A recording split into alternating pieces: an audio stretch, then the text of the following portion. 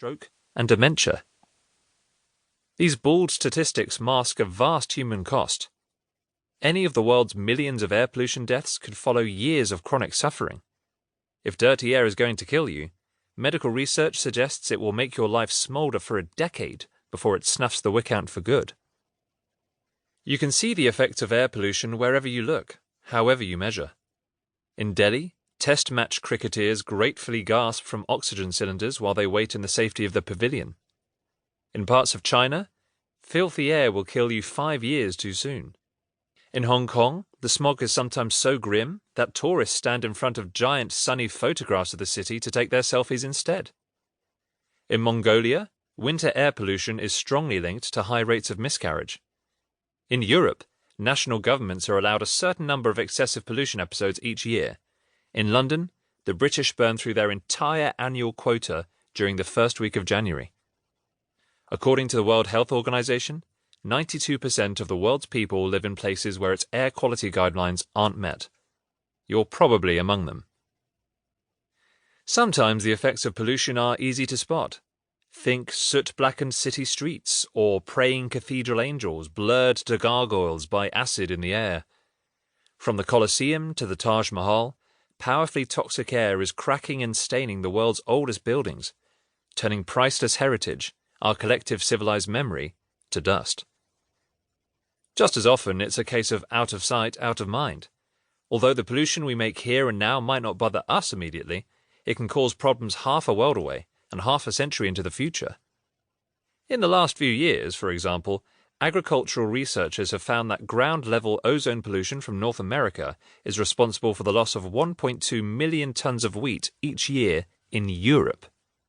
Others have found intriguing links between decades-old lead pollution, from paint and poisonous vehicle fuel, and patterns of crime and antisocial behavior in no fewer than 7 separate countries. Compelling though these arguments sound, not everyone is persuaded by them. Isn't nature one of our biggest polluters? What about hay fever? Doesn't it affect more children, roughly 40%, than traffic? What about Icelandic volcanoes that spew out sudden smoke, like the one in 2010 that grounded 100,000 European flights with little or no warning? How about bushfires? Farm pollution? Dust from the desert? Now, this is all true, but if you crunch the numbers, you'll still find the number of deaths from human-caused pollution exceeds natural pollution deaths by a factor of 10. Perhaps you think pollution is nothing new and therefore nothing to worry about, an irritating throwback to the Industrial Revolution? You'd be half right, at least. Air pollution is as old as human history, dating back around 1 million years to the first use of fire.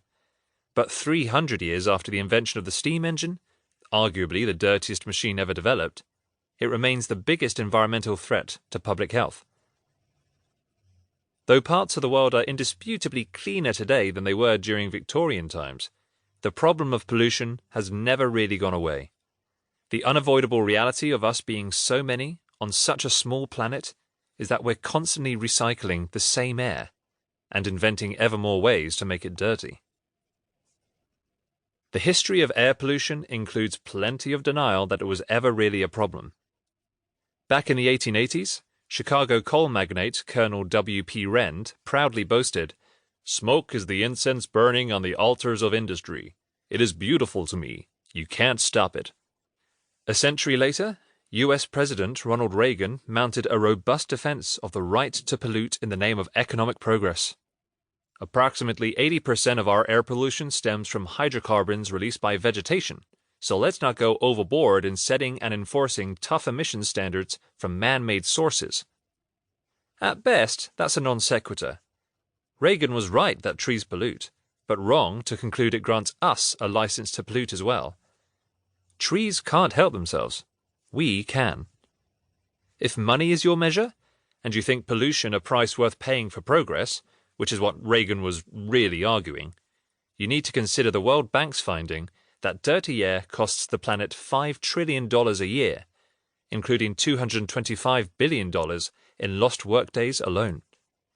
That's about a third of the total cost of the financial crash of 2008 each year.